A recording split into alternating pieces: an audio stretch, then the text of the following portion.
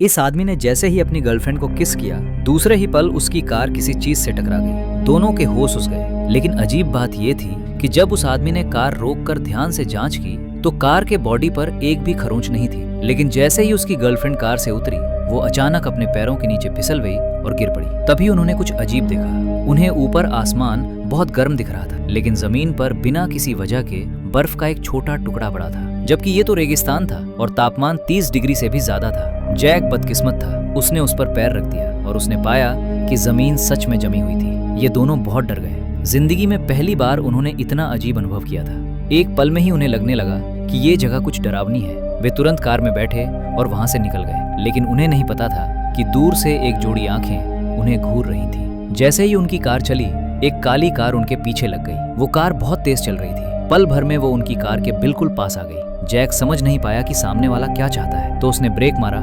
सोचा कि शायद वो कार आगे निकल जाए, लेकिन सामने वाली कार भी धीमी हो गई। वो आगे निकलना ही नहीं चाहती थी। तभी जैक को समझ आया कि वे किसी मुसीबत में फंस गए हैं। जैक ने गाड़ी मोड़कर रास्ता बदलना चाहा, लेकिन कुछ ही देर में वो काली कार कुत्ते की तरह उनका पीछा करने लगी। इससे दोनों बहुत घबरा गए। उन्हें आगे एक सर्विस एरिया दिखा। जैक ने बिना देर किए कार मोड़ दी। किस्मत से काली कार वहां नहीं आई। काली कार को दूर रखने के लिए दोनों सर्विस एरिया के रेस्टोरेंट में घुस गए और कुछ खाने का फैसला किया। लेकिन यहाँ भी कुछ अजीब था। खाली रेस्टोरेंट में सिर्फ 2 बूढ़े लोग बैठे थे। लीसा को कुछ गलत लगा।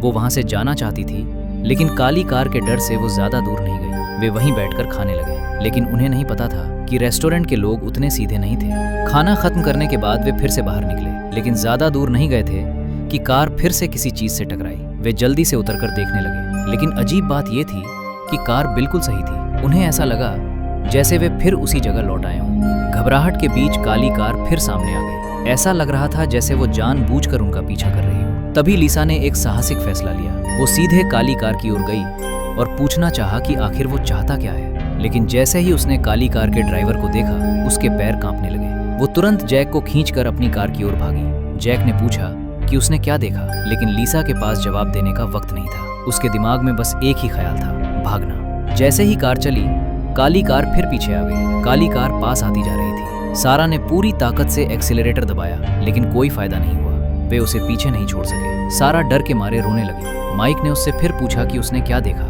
लेकिन सारा ने कुछ नहीं कहा, बस कांपते हुए पुलिस को फोन किया। लेकिन उनके फोन में सिग्नल नहीं था। पीछे काली कार और तेज हो गई, लगभग उनकी कार से टकराने वाली थी। एक काली कार, एक सफेद कार सड़क पर पीछा चल रहा था। तभी उन्हें एक बात समझ आई। वे दोनों मुड़कर फिर उसी रेस्टोरेंट की ओर चले गए। सारा ने बिना सोचे रेस्टोरेंट का दरवाजा खोल दिया। काली कार वहीं रुक गई, वो अंदर नहीं आई। माइक ने फिर पूछा कि आखिर उसने क्या देखा था। सारा बोली, मुझे नहीं पता वो क्या था, लेकिन वो इंसान नहीं था, और जब तक वो हमें पकड़ नहीं लेता वो रुकेगा नहीं। ये सुनते ही दोनों पुलिस को फोन करने रेस्टोरेंट के अंदर भागे। रेस्टोरेंट के फोन से पुलिस से संपर्क हुआ, लेकिन ये इलाका बहुत दूर था। पुलिस को आने में कई घंटे लगने वाले थे। पुलिस ने उन्हें वहीं रुकने को कहा। मजबूरी में वे रेस्टोरेंट में रुक गए, लेकिन उन्हें नहीं पता था कि उनसे पुलिस नहीं बल्कि रेस्टोरेंट का मैनेजर संपर्क में था। मैनेजर क्यों चाहता था कि वे वहीं रुके? उसने उनके लिए रात बिताने का कमरा भी तय कर दिया। लेकिन जैसे ही वे कमरे में जाने वाले थे, सारा ने एक भयानक दृश्य देख लिया। वो तुरंत घबरा गई। उसे समझ आ गया कि दुनिया में कोई मुफ्त का खाना नहीं होता। उसने बहाना बनाया कि कार में कुछ छूट गया है और माइक के साथ भागकर कार में बैठ गई। वे बिना कुछ सोचे फिर सड़क पर निकल पड़े, लेकिन ज्यादा दूर नहीं गए थे कि वही काली कार फिर दिखाई दी। अब रेस्टोरेंट भी पीछे छूट चुका था। उनके पास बस एक ही रास्ता था, तेज चलाना। लेकिन जल्द ही उन्हें एक डरावनी सच्चाई पता चली। वे बार बार गोल गोल घूम रहे थे। चाहे जितना भागो, वे फिर उसी रेस्टोरेंट के पास लौट आते थे। अगर ऐसा ही चलता रहा तो काली कार जल्द या देर से उन्हें पकड़ ही लेती। तभी माइक ने एक पागलपन भरा आइडिया सोचा। उसने अचानक ब्रेक मारा और उल्टी दिशा में गाड़ी मोड़ दी। उन्होंने पहले कभी उल्टी दिशा में नहीं चलाया था, तो अब क्या होगा? अजीब बात यह थी कि इसके बाद काली कार फिर दिखाई ही नहीं दी। लेकिन समस्या खत्म नहीं हुई। ये सड़क अनंत लगने लगी। 4 घंटे से ज्यादा चलने के बाद भी वे कहीं नहीं पहुंचे। आखिर उन्होंने सड़क छोड़कर पैदल चलने का फैसला किया। कुछ देर बाद जब वे वापस सड़क पर आए तो उन्होंने एक टूटी हुई कार देखी। वो उनकी ही कार थी। शीशे पर खून लगा हुआ था। तभी उन्हें सच्चाई समझ आई, वे मर चुके थे। असल में जब उन्हें लगा था कि उन्होंने किसी चीज को टक्कर मारी है,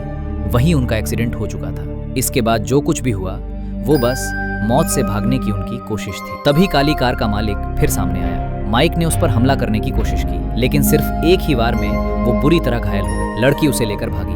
आखिरकार रेस्टोरेंट का मालिक सामने आया और उसने पूरी सच्चाई बता दी। ये जगह असली दुनिया नहीं थी। ये मौत और पुनर्जन्म के बीच की दुनिया थी। काली कार वाला मृत्यु का दूत था। जब लड़की ने सच्चाई स्वीकार कर ली तो मालिक ने उसे बताया कि उसके पेट में एक ट्यूमर है। इसी वजह से उसने उसकी मदद करने का फैसला किया। अब इसका पार्ट 2 देखने चाहते हो तो वीडियो को लाइक कर कमेंट में पार्ट 2 लिख दो फटाफट।